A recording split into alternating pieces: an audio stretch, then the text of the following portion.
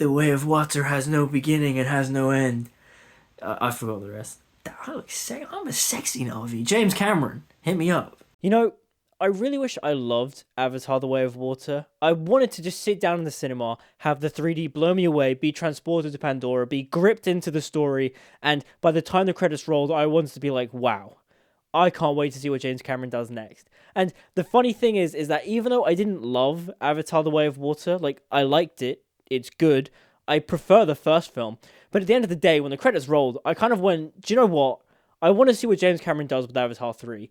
Because he even said himself that Avatar 2 is more of a film that is supposed to be a film that eases audiences back into the world of Pandora. It's pretty much a similar story that they've seen before, but by the end of it, it's setting up something new. Like, apparently the third film's going to deal with, like, these fire people called the Ash people. Like, he really is pulling an Avatar The Last Airbender and going through all four elements. But even though I prefer the first Avatar film, the thing that I think is the strongest part of Avatar The Way of Water is the character work. The character work done in this film is much better than the first one because Jake Sully, I love his role as, like, the father figure and him being the sort of tough love father. I love the relationship dynamic he has with his sons, like Neteyama Loak and Neytiri, and him having their date night thing. The opening montage is kind of like showing the passage of time and how Jake has built his family was really well done, and I really liked that stuff. And with some of the new characters they introduced, like Spider, I thought was fascinating. I loved the idea of Spider. When I went on Twitter, for some odd reason, people on the internet just didn't resonate with Spider, which I thought was weird because I thought Spider was one of the more fascinating and interesting characters they introduced in The Way of Water because he's a human that wants to be an RV, and then you contrast that with his father, who is Quaritch, who is now in the body of an RV but wants to be human. I thought that was all fascinating and interesting, and by the end of the film, they've kind of potentially set up a Judas-like arc for Spider to betray Jake Sully and his family. Whether that pays off in the next film, or the fourth film, or the fifth film, I don't know, but I'd be very interested to see where it goes. Maybe he doesn't betray them at all, though I do think that will happen just because of the way Neytiri was probably going to kill him in order to get Quaritch to let go of the youngest daughter. I forgot. It's funny because the daughter that I remember is Kiri, but Kiri is not actually their daughter. Kiri is the, like, Jesus type divine intervention baby of Grace from the first film. Like, her avatar gave birth to another body, and she's basically going to be like the Messiah figure, I guess. And the funny thing too is that I think the film maybe even sets up Quaritch turning good at some point, or in the next film, he's probably going to be the bad guy. I think even James Cameron has said that Quaritch is the bad guy throughout the whole 5 films. I could be wrong, but I think there is potential for him to turn good. He could have a Darth Vader-like moment where he sacrificed himself to save Spider or something, or maybe it's the fact that, you know, him and Spider switch places, where Spider now becomes the bad guy and Quaritch, you know, becomes the good guy trying to sort of stop Spider. I think that could be cool. But even then, they are tied together because they're father and son, but also Spider saved his life, which adds a very interesting dynamic. Stephen Lang's Quaritch is also great. Like, I think he's just, like, a really cool, like, hammy bad guy. Like, I've kind of missed having, like, good, like, hammy bad guys, and, like, even through the motion capture, you can feel Stephen Lang's presence, his tone of voice. The motion capture work done is great. He's really good, and I love Quaritch as a villain. But again, like I said, there is a potential that he could turn good, or that, like, they could, like, join forces, like, reluctantly. I don't know. I think Quaritch is a really cool villain. And I will say, a big downgrade of this film is Neytiri. Neytiri gets sidelined so hard in this movie, and I'm like, why? Neytiri is one of, like, the coolest characters in the first film. And in this film, for the most part, she doesn't really do anything. She kind of just, like, cries and goes, like, Jake, what are we doing? Jake. And then, like, it's not until Neteyam, the older brother, dies, where she basically goes into, like, berserker mode and starts killing all the humans. That was really cool, and I was like, okay, that's the Neytiri I know and love. Why was Neytiri taking such a backseat in this film? Also, the relationship between Spider and Kiri, right? How is that going to work? Because the Na'vi procreate with the tails, but then they also, like, kiss and stuff. Is Spider going to become a Na'vi? What's going on here? I don't know what's going on with this whole situation. It's a bit weird. That's the weird thing about The Way of Water, is that, like, on paper, I like the new and interesting ideas that they introduce, but at the same time, the film is kind of just the first one again, but instead of them taking place in the air, it's all taking place in the water. And I'm not gonna lie, I found the extended sequences of Loak, that's the youngest one, right? Him with the Pycan, the whale thing, the only reason why I remember these names, because that is the problem I had with coming out of it. I was just like, I don't remember anybody's names apart from Jake and Natiri and Quaritch. But like, yeah, so Loak becomes best friends with the whale thing, and they like start swimming through the water. And James Cameron basically has like a 10-minute sequence of just going, wow, look at the space fishes. Wow, look at the ocean. Wow, isn't this great? And I'm like, technology is cool, I guess, but also I don't care. Can we like speed this up? And look, I get it. The Avatar films is like James Cameron's source of his environmental activism. It's him going, hey, we must like,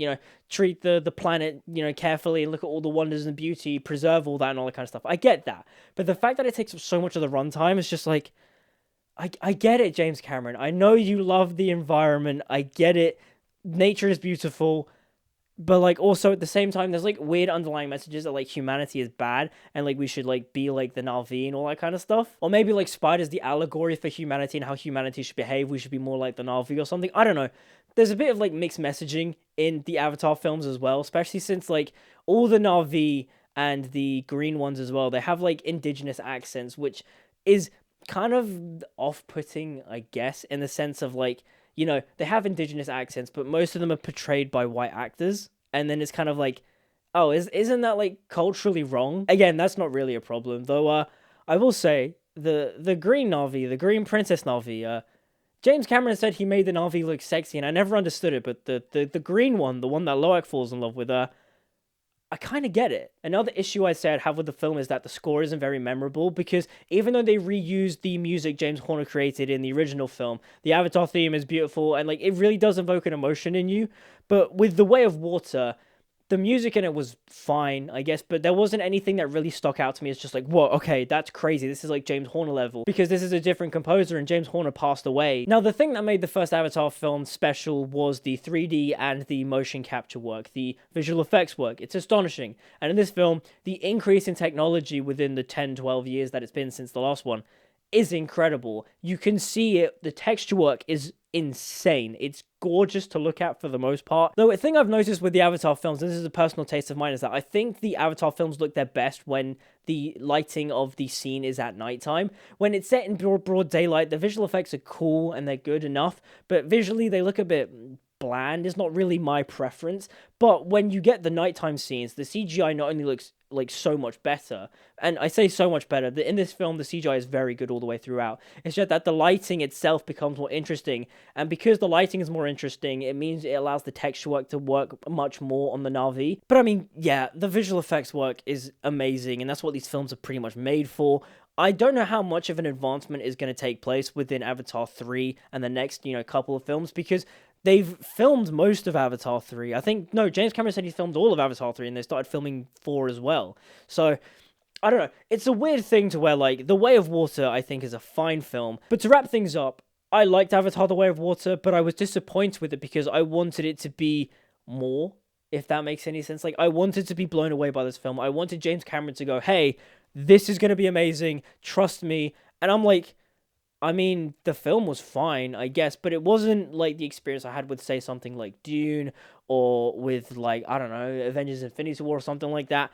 I sat down in the cinema, I watched Avatar 2, and I was like, yeah, it was alright. I prefer the first one. But the weird, baffling thing is that I want to see Avatar 3, and I hope next time around with Avatar 3, it's going to be a much bolder story, because, again, Avatar 2 is fine, and I like the character work done. In fact, I think the character work done is much stronger than in the first film. But there's also just some weird things in this film that don't feel consistent with the first one. Like, unobtanium is not mentioned in this film at all. Like, if anything, the humans come back because they want the whale brains, which keep them youthful, but, like, that was never mentioned before, and also it makes unobtanium feel kind of pointless, and like, what was the point of unobtanium in the first film if it doesn't come back? Also, an interesting thing that James Cameron has said is that in the third film, the narrator won't be Jake, it's going to be Loak, which could be cool, and I'd be interested to see where this goes, but then I hope that doesn't mean Jake Sully's going to die, because I like Sam Worthington as Jake Sully, and I don't want Jake to die, or maybe he does die, and it's supposed to be a thing where like the kids take over. I don't know, but either way, I'm actually interested in the future of the Avatar franchise, but again, it's not like my favorite thing ever. Like, I would not say I'm an Avatar stan. In fact, there are many YouTubers and like people on Twitter that I follow that absolutely love and adore this movie, and I wish I could share that sentiment, but I don't, just because the film didn't hit me on that level. Like, I liked it, but it wasn't amazing to me, which on the one hand upsets me because I was like, I kind of wanted to be blown away by this movie. But on the other hand, oh well, that's life. Also, just want to set this for the record. 3D is a horrible gimmick. I hate it so much. I don't like it. It didn't work in this film for me at all. And just, I don't like 3D. Can we, like, please move away from 3D? I don't like it. But those are just my thoughts on Avatar: The Way of Water. What did you guys think? Did you guys like it? Did you guys hate it? Let me know in the comments down below. Like, subscribe from the social media, all that good stuff. Until we meet again, I'll see you guys next time.